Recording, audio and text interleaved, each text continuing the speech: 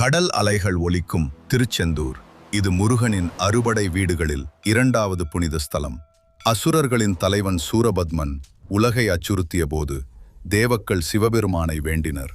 அப்போது சிவனின் ஞான ஒளியிலிருந்து தோன்றியவர் முருகன் தனது படையுடன் திருச்செந்தூரில் தங்கி சூரபத்மனை எதிர்த்து வீரப்போரில் இறங்கினார். 6 நாள் நீண்ட போரின் முடிவில் சூரன் அழிக்கப்பட்டான். அந்த நிகழ்வுதான் இன்று சூரசம்ஹாரம் என ஆண்டுதோறும் கொண்டாடப்படுகிறது. போருக்கு பிறகு முருகன் இங்குள்ள கடற்கரையில் நின்று தேவர்களுக்கு அருள் வழங்கினார். அதனால் இத்தலம் செந்தில் என்றும் திருச்செந்தூர் என்றும் அழைக்கப்பட்டது. இத்தலத்தின் சிறப்புகள்: கடலுக்கு நேராக அமைந்த ஒரே முருகன் ஆலயம். சூரசம்ஹார திருவிழா உலக புகழ் பெற்றது.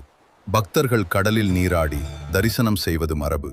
இங்கு அருள் பாலிக்கும் செந்திலாண்டவர் வெற்றி, துணிவு, தைரியம் அளிப்பவர் என நம்பப்படுகிறது.